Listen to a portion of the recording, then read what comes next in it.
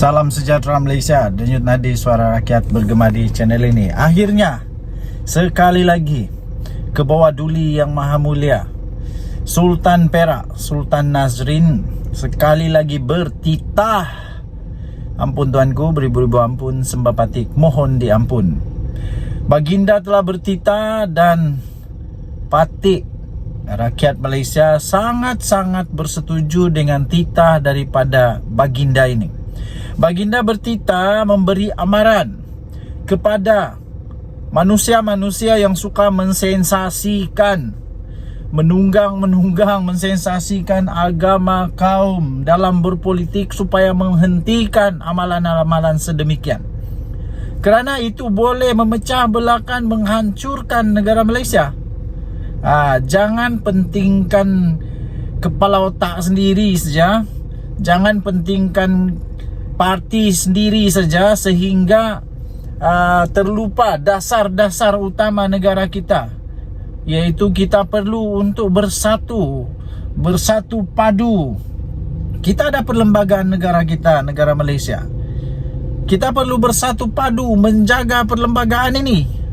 Jangan disensasikan agama kaum. Dengan kata yang lain, pada tafsiran saya, baginda tidak mahu ada manusia-manusia yang suka menunggang-nunggang agama, menunggang-nunggang bangsa untuk dijanjikan sensasi, untuk memancing undi.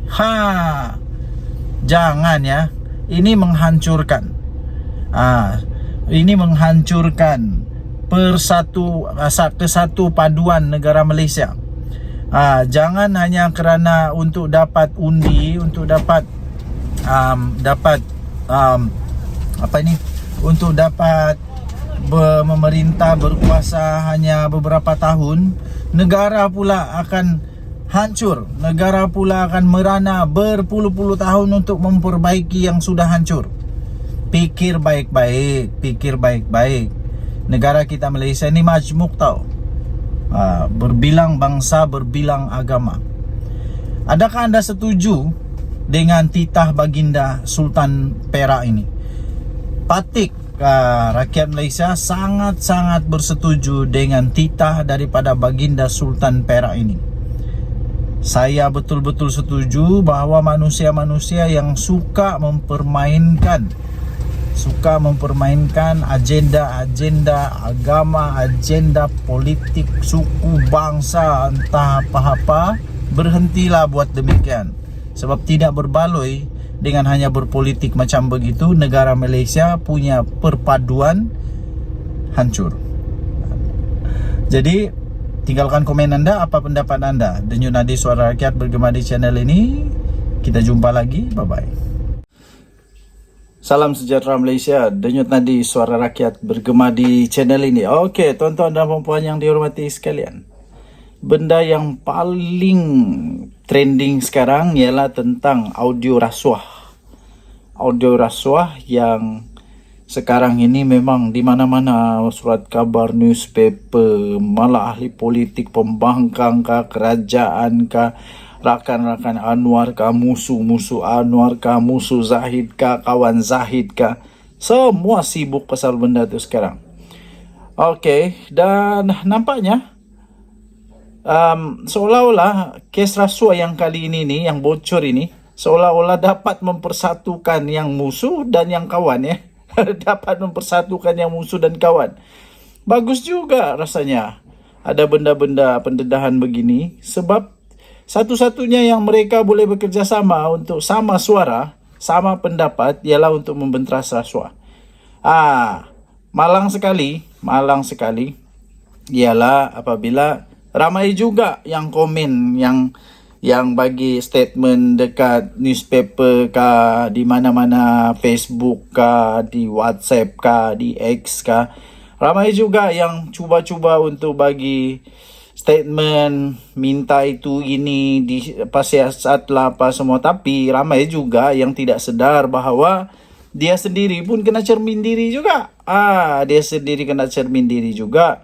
Ada juga ahli-ahli politik, pemimpin-pemimpin politik dia sebenarnya yang sekarang ini pun dalam masalah rasuah juga. Dan kita dapat lihat mana satu pemimpin, mana satu ahli-ahli politik yang berani, yang rasa dia itu betul, tidak ada masalah rasuah, dia bersuara. Dan bagi mereka yang tidak bersuara, kita tahu siapa yang tidak bersuara itu Anda sendiri boleh menilai. Siapa yang berani bersuara, siapa yang tidak berani bersuara. Dan iyalah, kita bolehlah membuat kesimpulan orang kampung. Orang-orang yang bercakap ni selalunya yang tidak takut apa-apalah. Tapi tengoklah orang-orang yang memang ada rasuah. Mana suara Muhyiddin yang sedang disiasat dalam rasuah, ada kes mahkamah macam Setiausaha Agung, bekas Setiausaha Agung Bersatu dulu, mana sudah dia itu yang pendek-pendek itu. Tidak pula bersuara. Lepas itu Akmal yang memang suka memboikot semua itu, dia pun belum bising lagi. Tidak tahu kenapa, kita pun tidak pasti kenapa dia belum bising, tapi rasanya tidak lama lagi dia bising lah tuh. Jadi lepas itu tiba-tiba timbul pula adun daripada negeri di sebelah Borneo yang menafikan dan siap sedia untuk disiasat, siap sedia untuk memberikan kerjasama kepada SPRM. Jadi adalah spekulasi bilang dia ini terlibat lah apalah, tapi belum ada betul-betul. Kemudian adalah kata itu semua AI punya kerja. Sekarang ni AI pula jadi masalah. Sekarang ni AI pula yang tiba-tiba dipersalahkan. Aduh, kesian AI. AI tidak buat apa-apa, tapi AI pula jadi masalah.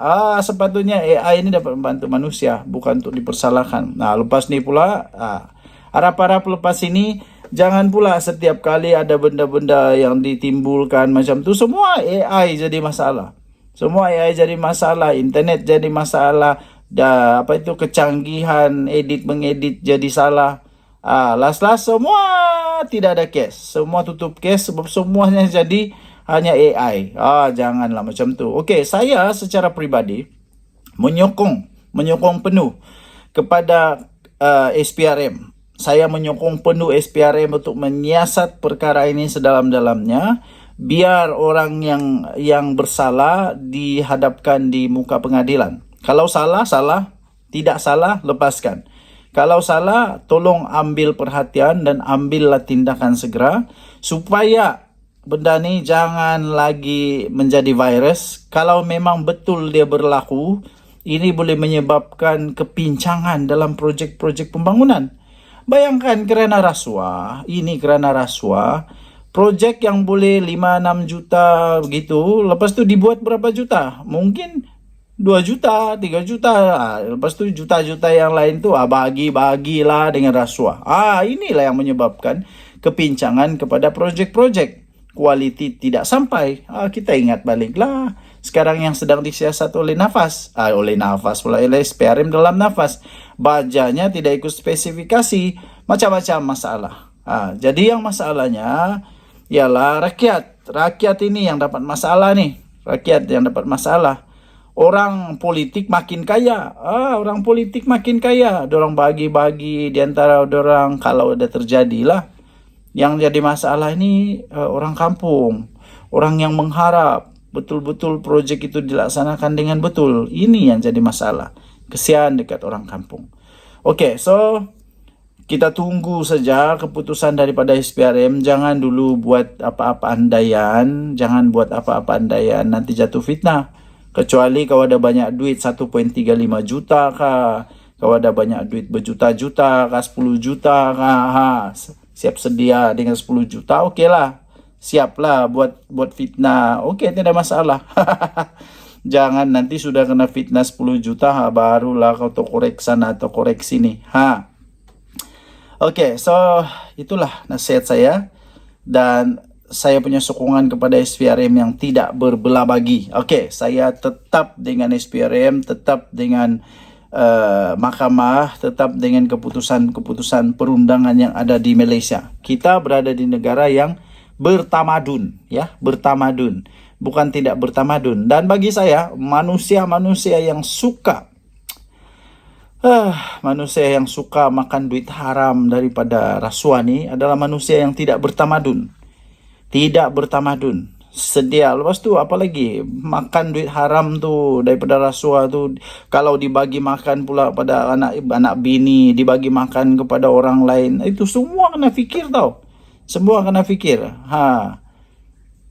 Senang kena undang-undang di dunia, tapi jangan lupa selepas mati nanti ada lagi undang-undang yang bakal akan ditemui. Undang-undang itu lebih berat, undang-undang itu lebih parah.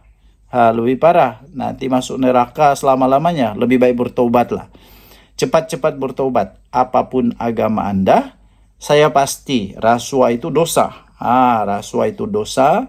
Makan duit haram itu dosa. Tidak baik tau. Apalagi kalau duit itu sepatutnya membangun rumah-rumah ibadah, membangun tempat-tempat yang orang-orang susah, anak-anak yatim dan sebagainya yang perlu ditolong. Lepas tu dimakan pula kerana rasuah. Ini masalah. Okey, tinggalkan komen anda. Denyut Nadi Suara Rakyat bergema di channel ini. Bye-bye. Salam sejahtera Malaysia. Denyut Nadi Suara Rakyat bergema di channel ini. Tuan-tuan dan puan yang dihormati sekalian, benda paling memalukan di dunia ini adalah apabila kita pura-pura paling suci, paling murni, paling kau lah yang paling baik ke apakah, tapi terkantoi pula kau rupanya kepala segala pemfitnah. Kau rupanya pemfitnah lah. Lepas itu tapi bagus jugalah manusia-manusia kuat fitnah ni. Rasanya orang terlalu banyak duit.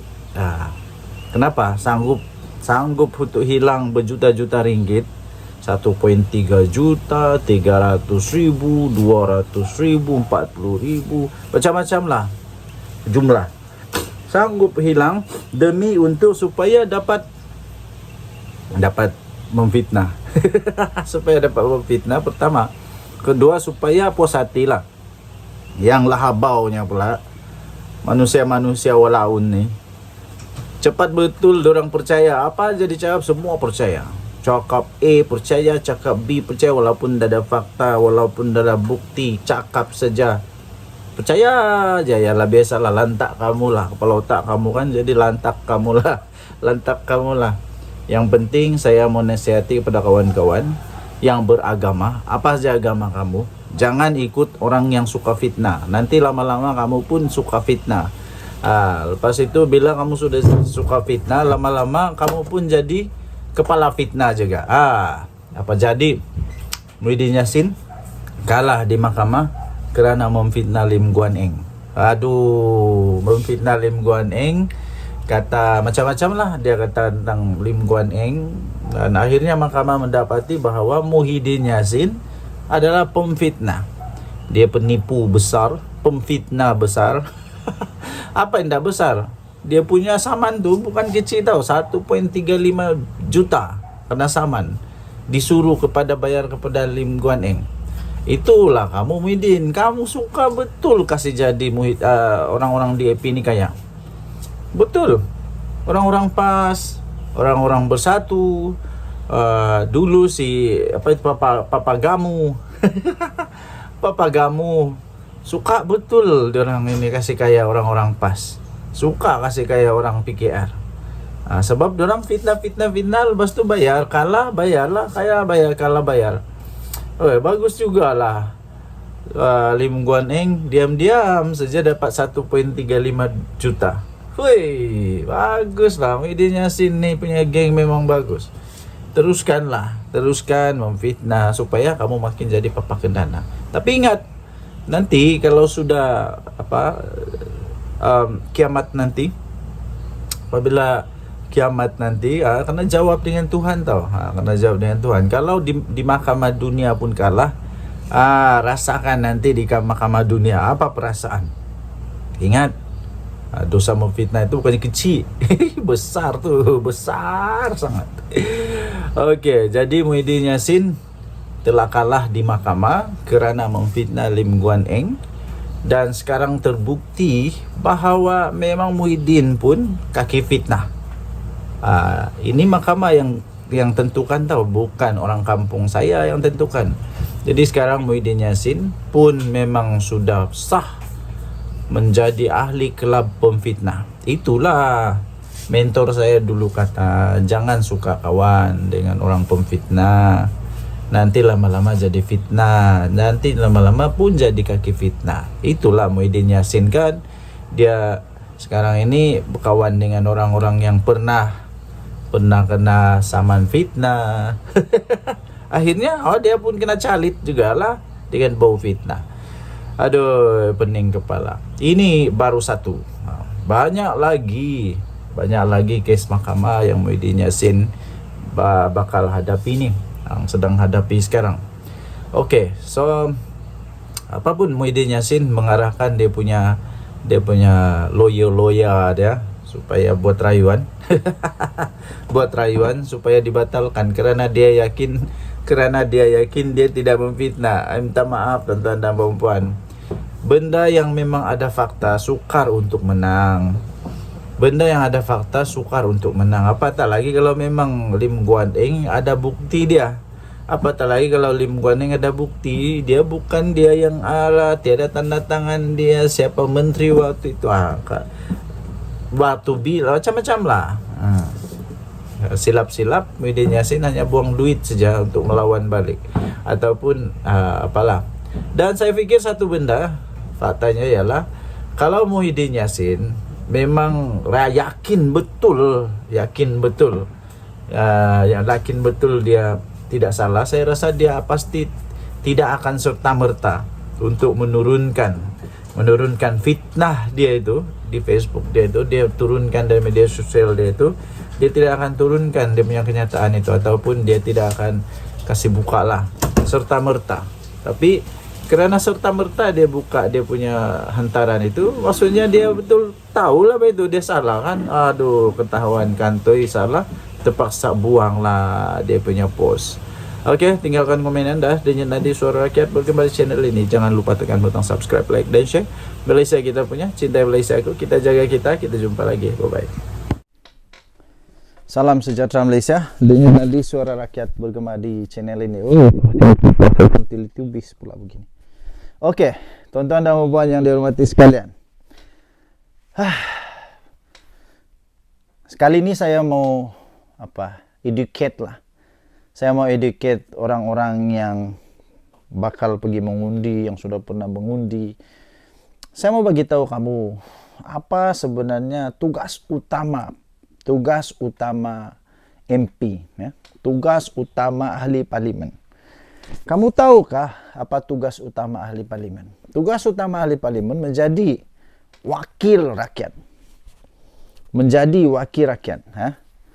Bagi anda yang ada pendapat sendiri, anda boleh komen pada pendapat anda, apa tugas utama wakil rakyat ataupun ahli parlimen, MP ni, apa tugas utama diorang ni? Bagi saya, tugas utama ahli parlimen atau kita sebut selalu MP adalah wakil rakyat, sebagai suara rakyat. Mereka ini dibayar dengan allowance yang sangat tinggi. Kamu tahu berapa gaji diorang? Sangat tinggi, besar gaji diorang itu, untuk membawa suara rakyat ke parlimen, untuk menjelaskan masalah-masalah rakyat di tempat masing-masing kepada parlimen, untuk mendapatkan bantuan daripada kerajaan di parlimen. Itu tugas utama ahli parlimen. Malangnya tuan-tuan dan puan-puan, ketika anda mengundi, anda tak pernah fikir tentang benda ni kah? Pernahkah anda mempertimbangkan bahawa orang yang bakal anda undi itu masih mampukah kualiti diorang untuk jadi suara bagi anda? Inilah yang saya heran apabila orang mengundi pembangkang Perikatan Nasional. Pelik juga. Kenapa orang undi PN yang sekarang ini nampak macam tiada kualiti ni? Aduh, macam tiada kualiti. Kenapa saya kata tiada kualiti?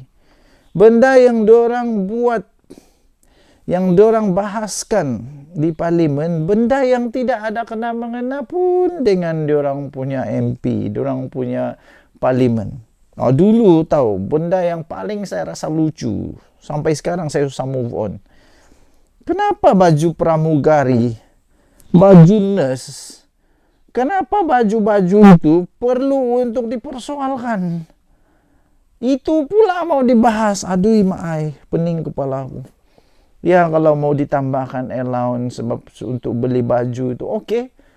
Tapi kalau susah mau move online, ini memang betul. Kedua, apalagi yang dorang cakap, perkataan-perkataan yang sudah pun memang sudah lama dipakai tapi jarang dipakai, terutamanya oleh ahli-ahli parlimen Perikatan Nasional yang memang dah suka baca buku.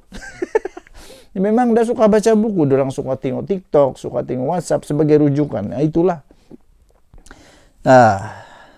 Word ketimbang pun jadi isu. Benda tu pula dipertanyakan. Yang sepatutnya disebut adalah masalah rakyat. Apalagi tiba-tiba dipersoalkan pula, ditanya kenapa PMX ambil gaji. Suka hatilah Anwar Ibrahim mau ambil atau tidak, apa kena mengena dengan kamu. Lepas tu dituduh pula, dipersamakan pula. Tuan Ibrahim Tuan Man lah ni. Tuan Ibrahim Tuan Man waktu dia punya sesi untuk berbahas, entah dia bukan bahaskan benda yang sepatutnya. Ambillah masa ni, sepatutnya ambil peluang yang betul ni untuk rakyat. Bukan tanya tentang tak ambil gaji. Ini tiba-tiba Tuan Ibrahim Tuan Man, lepas tu dia buat perbandingan pula. Seolah-olah dia buat perbandingan pula. Anwar Ibrahim dengan Rasulullah. Lepas itu orang di belakang dia, di tepi dia seluruh banyaklah orang ketawa. Kenapa? Kamu badut ke apa? Sepatutnya pembangkang ini adalah tugas dia semak dan imbang. Sepatutnya semak dan imbang buat balance di dalam isu ataupun polisi-polisi kerajaan. Mereka sepatutnya semak dan imbang. Bukan jadi badut. Ini sekarang sudah jadi badut. Kenapa? Datang pergi parlimen bukan untuk diketawakan, untuk mentertawakan, bukan. Parlimen itu bukan tempat sarang orang-orang badut. Ya?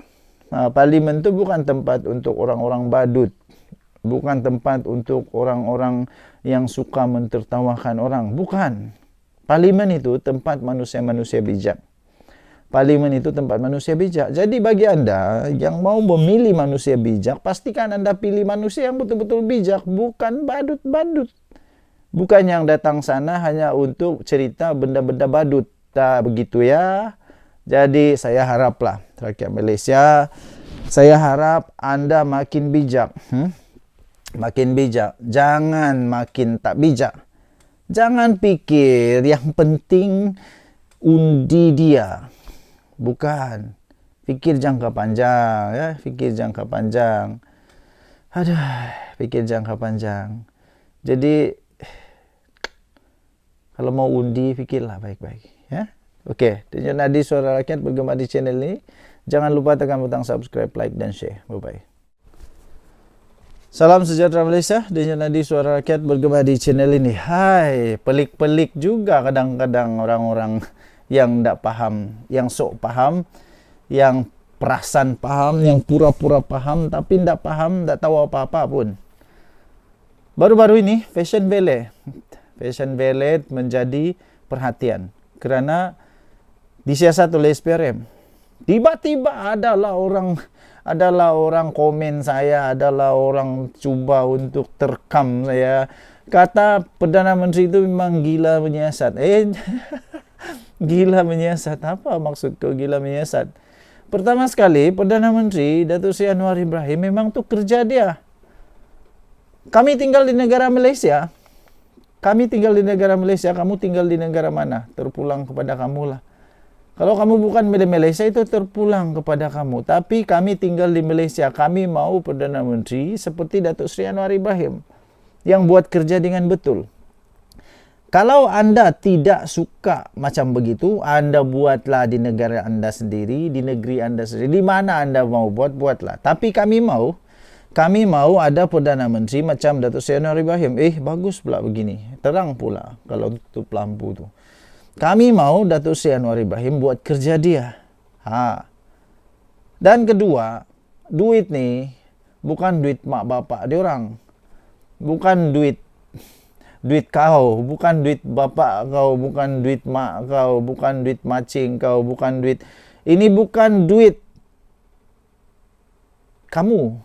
Ini duit Malaysia, negara Malaysia, duit negara, duit rakyat yang sepatutnya digunakan untuk pembangunan.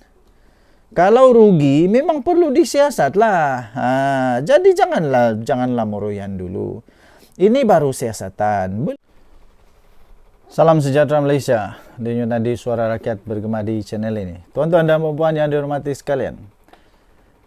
Minggu ini, benda yang paling hot, benda yang paling panas ialah berkenaan dengan kes penyelewengan, bukan penyelewengan lah, kes kerugian besar. Kes kerugian besar untuk yang disebut sebagai platform e-dagang Fashion Valet. Datin Vivi Yusof dan Datuk Fadzarudin Shah Anwar. Dua orang inilah yang menjadi perhatian Malaysia sekarang. Terbaru ini, keputusan terbaru untuk Fashion Valet ni. Proses rakaman percakapan Vivi Fadzarudin disambung esok. Ini daripada Harian Metro.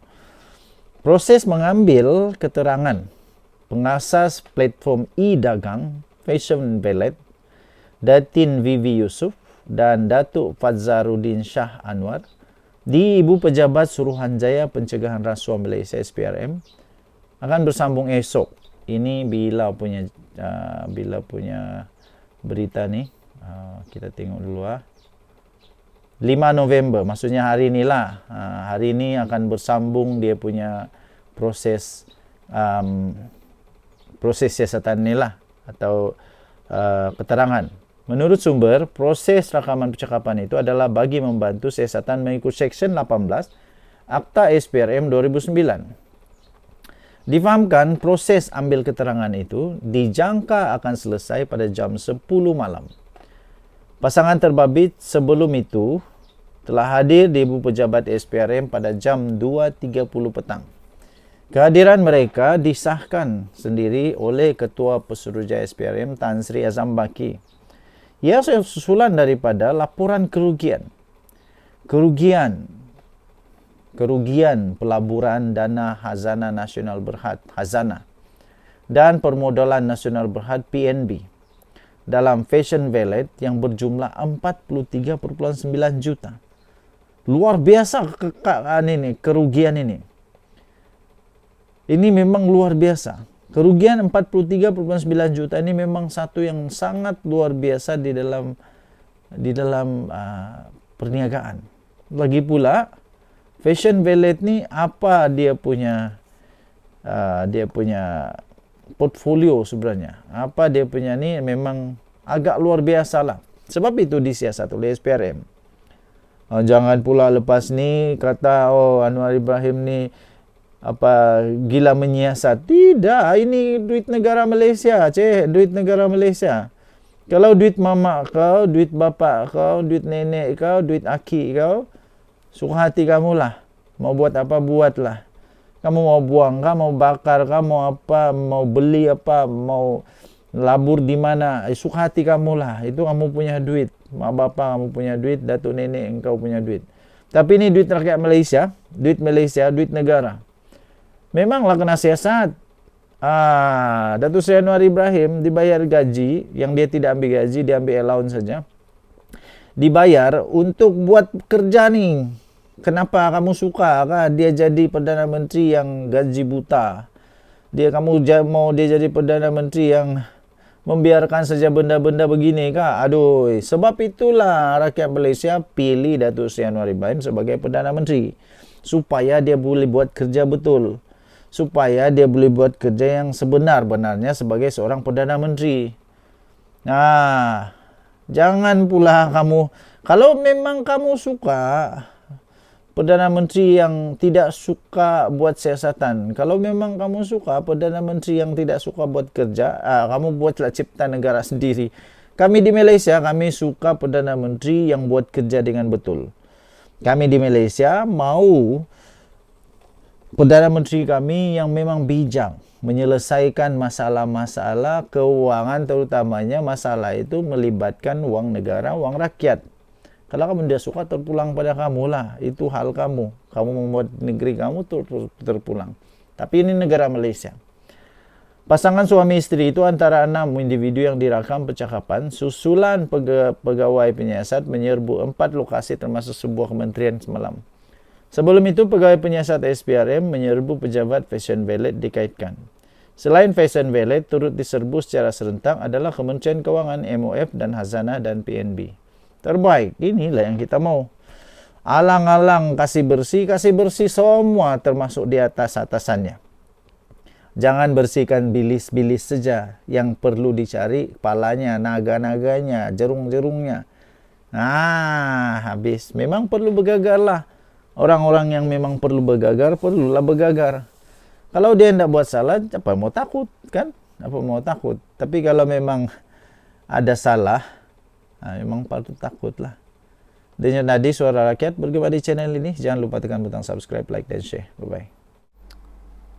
Salam sejahtera Malaysia. Denyut nadi suara rakyat bergema di channel ini. Seperti biasa, gandingan di antara polis di Raja Malaysia, Ketua Polis di Raja Malaysia dengan Datuk Seri Anwar Ibrahim adalah gandingan paling hebat pernah tercipta. Gandingan Polis di Raja Malaysia dan juga kepimpinan negara Malaysia sekarang ini memang pernah hebat, pernah tercipta.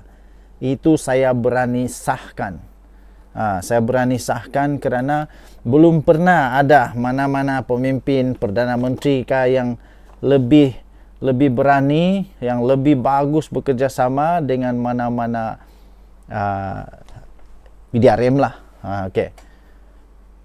Terbaru, Ketua Polis Negara Tan Sri Razaruddin Hussein memberikan amaran, membuat pengumuman ya.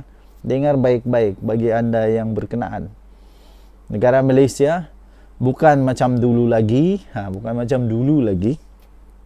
yang mana ramai orang ambil kesempatan. Tapi sekarang negara Malaysia dipimpin oleh Perdana Menteri yang bagus, Ketua Polis Negara yang bagus. Dulu pun bagus, tapi kali ini gandingan dia memang tindakan tanpa amaran akan diambil terhadap anggota atau pegawai polis di Raja Malaysia yang melanggar undang-undang. Tak kisahlah kau polis pangkat mana pun, kalau langgar undang-undang kena juga. Ini memang bagus betul.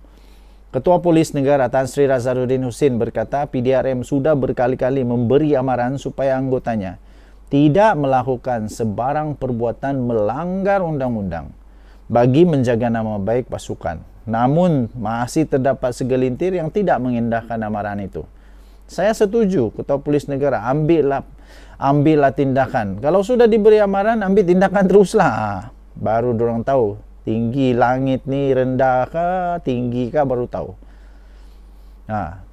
Ketua Polis Negara memberikan amaran, memberikan pemberitahuan, bukan lagi amaran.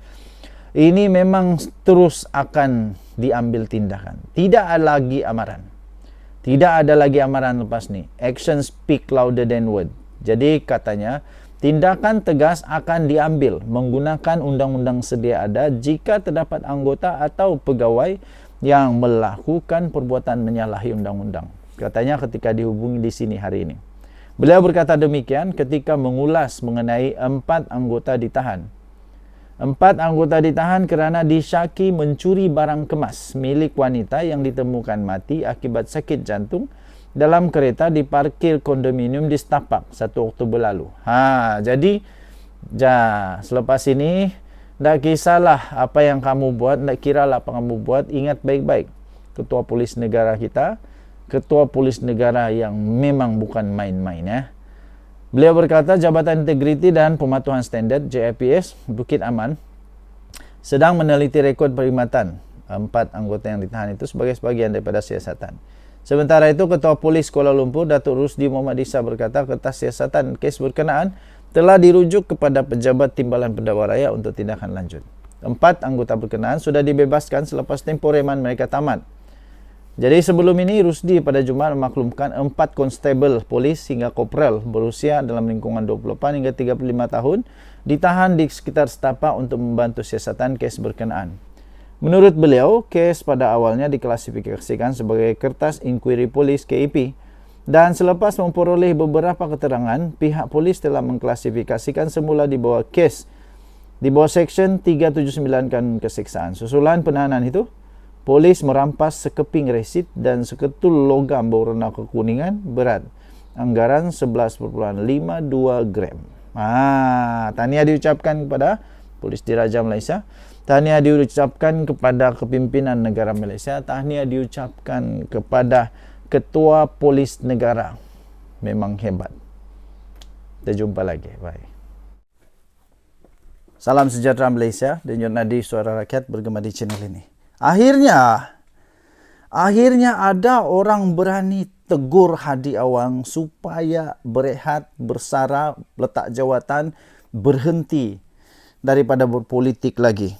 Jangan sampai engkau mengajar ajaran sesat pula. Apa pendapat anda? Anda setujukah dengan komen, nasihat daripada bekas pemimpin PAS ini? Yang bagi nasihat ini bukan orang calang-calang tau. Dia bekas pemimpin PAS, dia bekas YDP yang dipertua Yayasan Dakwah Islamiyah Malaysia Yadim. Paling best, paling saya terkejut apabila dia kata Hadi Awang patut berehat. Patut berehat dah. Tapi pengikut dia angkat dia. Pengikut Hadi Awang mengangkat Hadi Awang sampai ke tahap dewa. Sampai sesiapa pun tak berani nak nasihat dia supaya berehat. Itu bekas pemimpin PAS sendiri yang beritahu. Hadi Awang patutlah letak jawatan, bersarang, jangan lagi main politik, dan jangan lagi lah untuk buat sampai negara makin pening kepala, makin tak keruan sekarang ini. Apa pendapat anda? Hadi Awang patut letak jawatan dan berehat. Ini berlaku selepas mimpi dia berjumpa dengan Rasulullah yang memang sekarang ini hangat di seluruh Malaysia. Sampai bekas pemimpin PAS, Datuk Muhammad Nokai Ahmad. Siapa dia ni? Bekas yang dipertua Yayasan Dakwah Islamiyah Malaysia atau Yadim.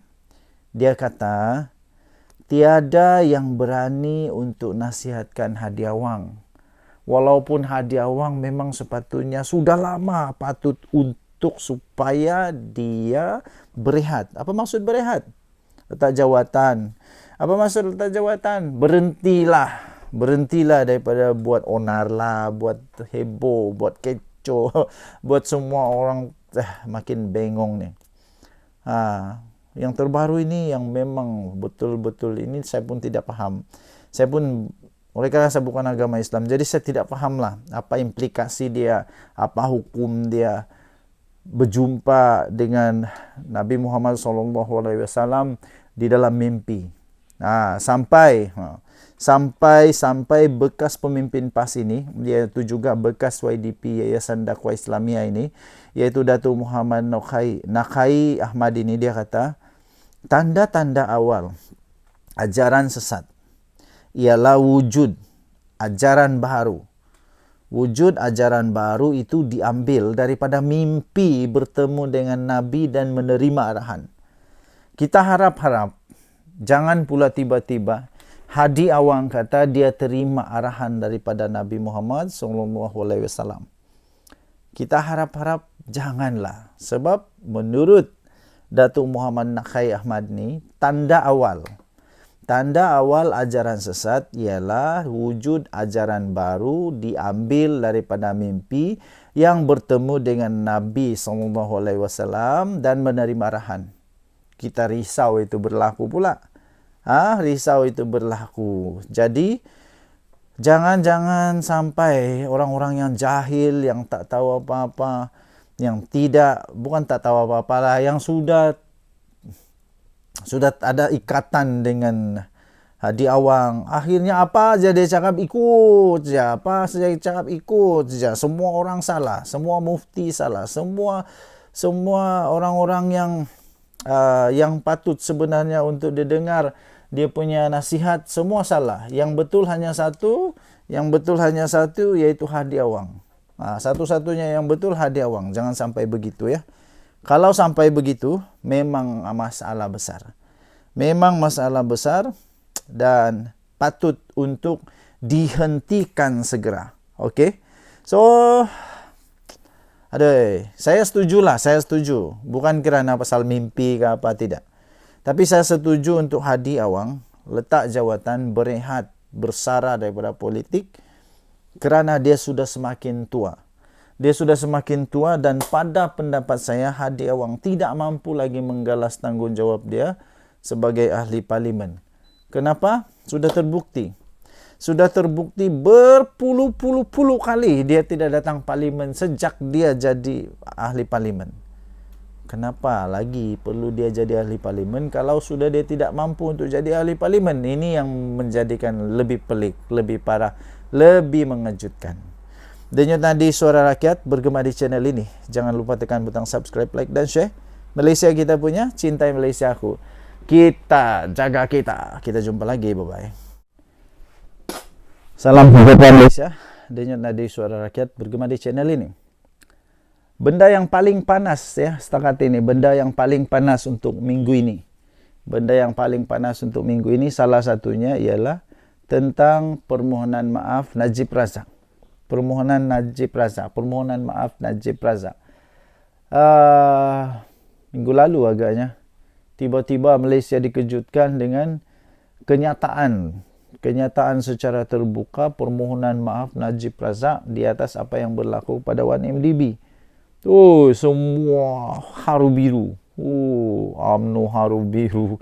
Semualah peminat-peminat Najib haru biru, makcik-makcik, nenek-nenek, yaki-yaki, siapa lagi, atuk-atuk, uncle-uncle, penyokong Najib, semua jadi haru biru.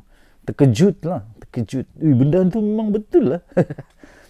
Tapi bukan itu yang paling hebat. Yang paling hebat adalah ketika Datuk Seri Anwar Ibrahim keluarlah berita yang tajuk dia PMX, Anwar Ibrahim terima permohonan maaf Najib Razak. Tu aku tahu dah. Ini mesti walaun. Semua orang akan muncul entah berjelah-jelah lah, batu orang. Ini memang kena kritik habis lah ni. Minta maaf. Anda salah faham. Rupa-rupanya apa yang disebut oleh Perdana Menteri Datuk Seri Anwar Ibrahim melalui kenyataannya secara rasmi di dalam official social media dia tu, dia bukan kata dia terima permohonan maaf, tapi dia kata dia terima baik permohonan maaf itu. Berbeza di antara menerima permohonan maaf dan menerima baik permohonan maaf. Berbeza, tuan-tuan dan puan-puan.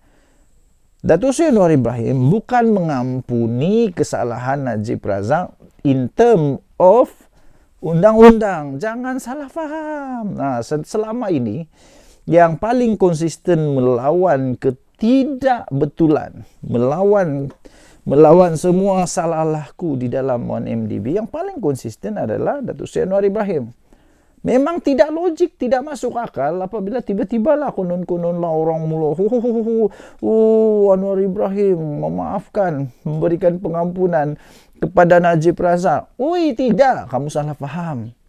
Lagipun apa kuasa Anwar Ibrahim untuk memaafkan dia? Kita ada undang-undang. Yang berlaku ni bukan kecil-kecil. 1MDB bukan kecil-kecil, berbilion-bilion. Yang menyebabkan negara kerugian, rakyat kerugian. Semua orang terjejas kerana hutang daripada 1MDB ni. Jadi, apa kena mengenal pula dengan Datuk Seri Anwar Ibrahim? Datuk Seri Anwar Ibrahim berkata, dia menerima baik permohonan maaf. Maksudnya, dia okeylah. Dia okeylah, okey. Macam kau jugalah. Bila orang minta maaf kepada orang lain, bukan kau yang maafkan. Tapi kau menerima baik. Maksudnya, kau gembiralah dia tu sudah berubah. Kau gembiralah dia itu sudah bertobat. Kau gembiralah dia itu sudah sedar. Kau gembiralah bahwa dia itu sudah berbaik dengan masa lampau dia. Itu begitu ya tuan-tuan dan puan-puan yang dihormati sekalian. Kemudian, bagaimana pula dengan nanti kes mahkamah? Sudah terbukti pun. Sudah terbukti. Selepas Datuk Seri Najib Tun Razak minta maaf, apa yang terjadi? Dia dilepaskan? Tidak. Kamu silap. Dia tidak dibebaskan. Malah, dia memang telah pun diarahkan untuk membela diri. Membela diri di mahkamah. Maksudnya, tiada campur tangan daripada Anwar Ibrahim. Siapa yang kata Datuk Seri Anwar Ibrahim campur tangan tu? Temakanlah kamu, ludah kamu sendiri, ambil kamu. Sudahlah memfitnah. Bertobatlah cepat-cepat.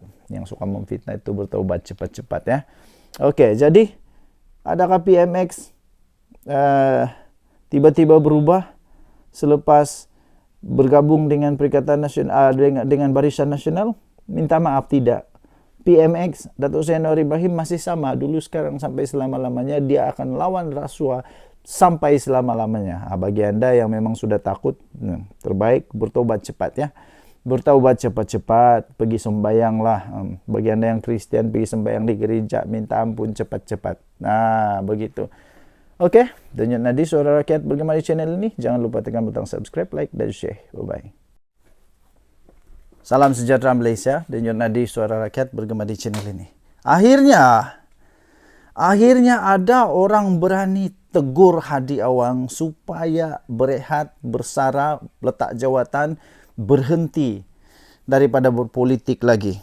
Jangan sampai engkau mengajar ajaran sesat pula. Apa pendapat anda? Anda setujukah dengan komen, nasihat daripada bekas pemimpin PAS ini? Yang bagi nasihat ini bukan orang calang-calang tau. Dia bekas pemimpin PAS, dia bekas YDP yang dipertua Yayasan Dakwah Islamia Malaysia Yadim. Paling best, paling saya terkejut apabila dia kata, Hadi Awang patut berehat. Patut berehat dah. Tapi pengikut dia angkat dia. Pengikut Hadi Awang mengangkat Hadi Awang sampai ke tahap dewa.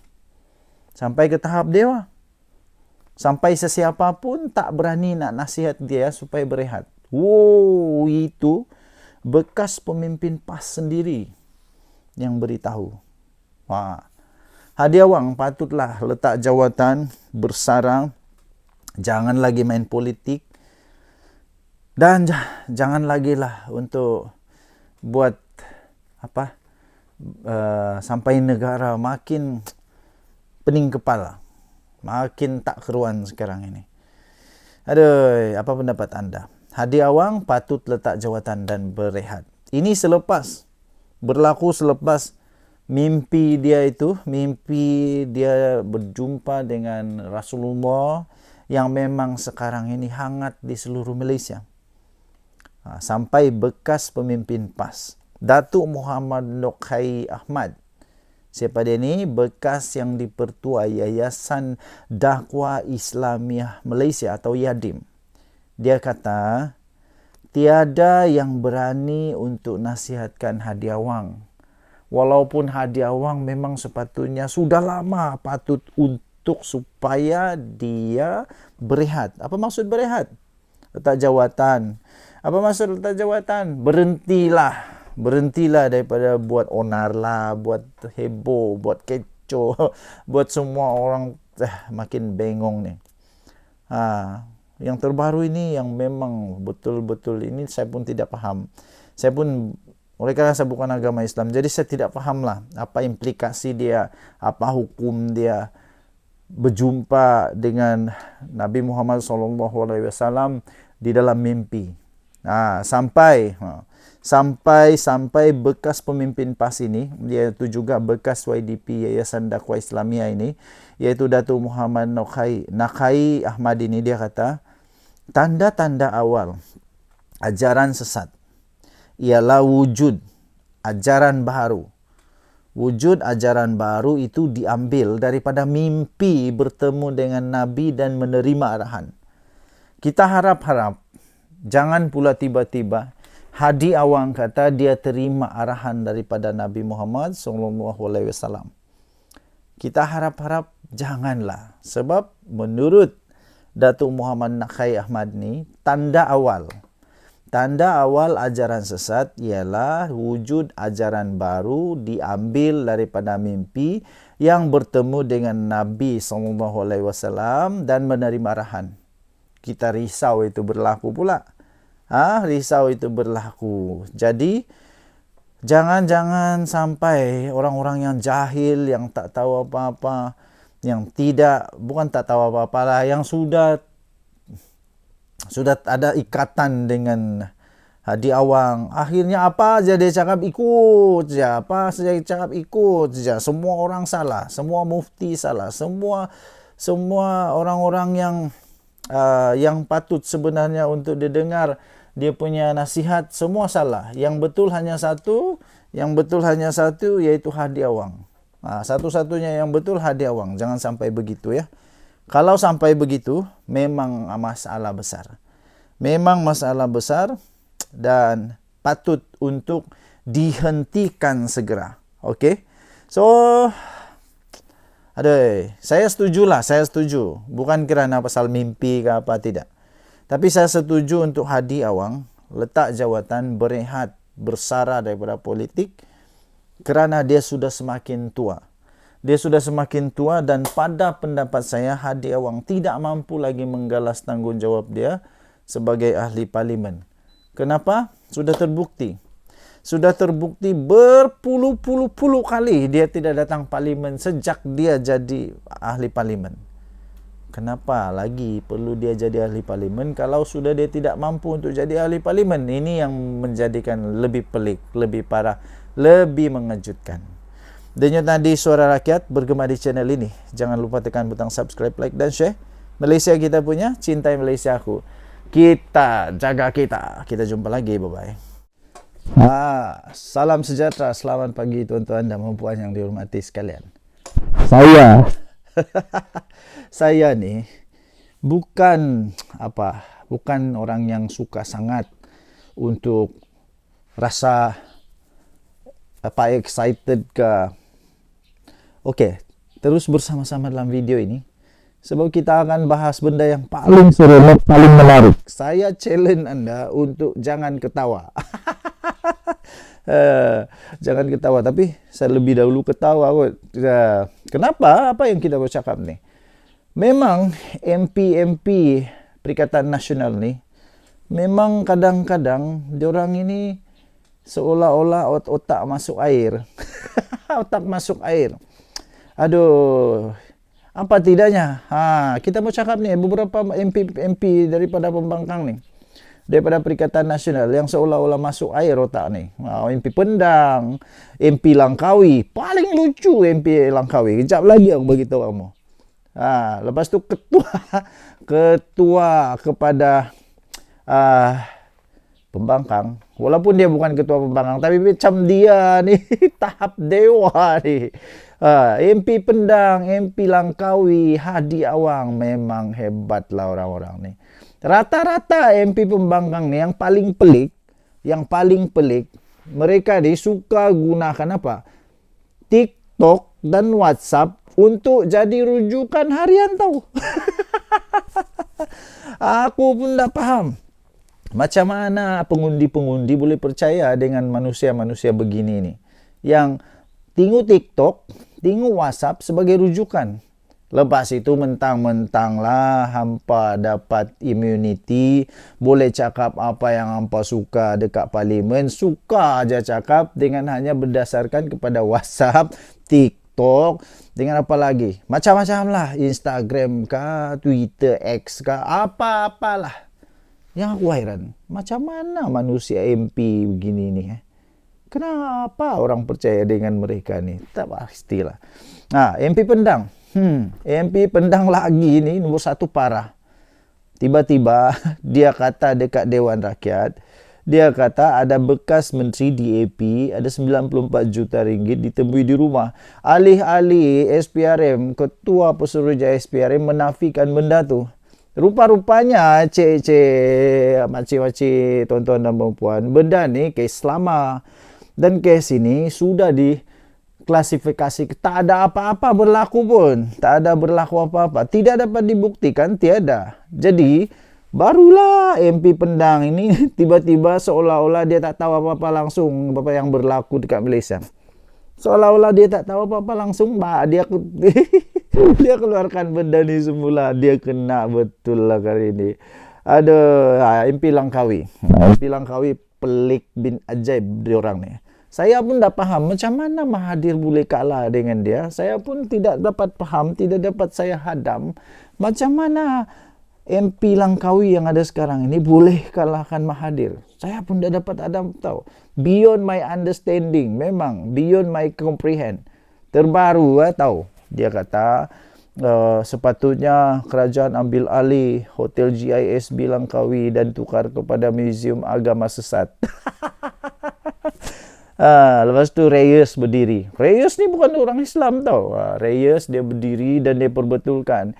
Dia kata apa? Bukan agama sesat, ajaran sesat. Aduh maai. MP ajaran sesat dengan agama sesat pun kau tak tahu untuk bezakan. Memang betul pelik lah. Lepas tu apa lagi? Masihkah kamu ingat? Jangan gelak. Masihkah anda ingat bahawa MP daripada Langkawi ini jugalah yang pernah kasih apa? Yang pernah kasih cadang buat MRT dari Alostar, dari Kota Star sampai Langkawi. Dari Kota Star sampai Langkawi buat MRT. Aduh. Aduh, buat jambatan masih okey kot. Buat MRT. Okey lah. Luar biasa. Hadi Awang. Haji Hadi Awang memang paling best Hadi Awang lah. Dia ni jarang datang ke parlimen. Kenapa? Ya mungkin alasan dia kerana dia uzur lah. Mungkin lah. Sebab ya kita boleh terima dia uzur. Tapi tahu tak? Anwar Ibrahim dengan Hadi Awang umur diorang rupanya hampir sebaya. Tak jauh mana pun beza. Mungkin 3-4 tahun beza. Tapi Anwar Ibrahim belusuk dunia jalan sana jalan sini untuk mampu untuk cari kita punya investor supaya negara Malaysia dapat ekonomi yang bagus. Pada masa yang sama Hadi Awang kalau dia boleh datang parlimen itu satu yang miracle tau. Dapat datang ke parlimen itu benda yang miracle. Tak tahu kenapa. Lepas tu ialah paling heran macam mana orang masih boleh undi dia ni. Datang parlimen benda dapat sudah uzur selalu tapi masih undi. Lantak korang lah. Lantak kamu lah. Orang yang undi dia tu memang tak kisah pun. Memang tak kisah sama ada Hadi Awang dapat datang parlimen kah, tak dapat datang parlimen kah, memang orang tak kisah. Orang tak kisah. Yang penting hadiah uang. Yang penting hadiah uang. Orang tak kisah kau dapat suarakan kami kah, tidak kah. Yang penting hadiah uang. Tak kisah. Tapi lantak kamulah. Itu pemimpin kamu, bukan pemimpin kami. Jadi teruskan. Memang. Kenapa anda datang pada waktu PMQT? Nah, ini lagi satu pelik nih. Dia suka betul hentam itu, hentam ini. Tapi waktu bertemu dengan Perdana Menteri, waktu PMQT, dia tidak pula datang. Kenapa dia tidak datang? Aku pun tidak faham. Memang dia dibayar untuk tidak datang kot. Okey, jadi PMX ni, satu-satunya PMX yang buat ini, satu-satunya Perdana Menteri yang pernah buat, PMX seorang saja yang pernah buat. Setiap minggu dia buat PMQT, setiap minggu tau, bukan 2 bulan sekali. Setiap minggu dia buat satu sesi PMQT. Tapi setiap kali itu juga lah hadiah uang tak pernah datang sesi ini. Malah ketua-ketua pembangkang, orang-orang besar di dalam pembangkang, kalau tidak silap, diorang ni tidak pernah datang waktu PMQT. Tak tahu kenapa. Memang diorang dibayar untuk begitu kot.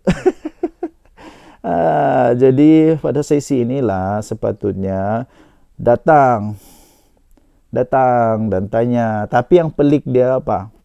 Waktu Hadi Awang datang ke Parlimen, sudahlah Perdana Menteri waktu tu tiada. Dia datang waktu Perdana Menteri tiada. Lepas tu dia bawa apa? Suara apa? Dia bawa suara Parlimen, rakyat Parlimen dia. Tidak. Dia pergi tanya pula kenapa Anwar Ibrahim ndak ambil gaji. Aduh, aku pening terus. Apa nih? Ini ahli parlimen ke apa nih? Ahli parlimen sepatutnya dia bawa suara rakyat di parlimen dia. Bukan tanya kenapa ndak ambil gaji. Ndak apalah, lantak kamulah. Suka hati kamulah.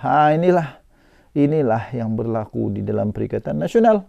Inilah yang berlaku apabila pembangkang memang pandai betul buat kerja. Denyut nadi suara rakyat bergema di channel ini.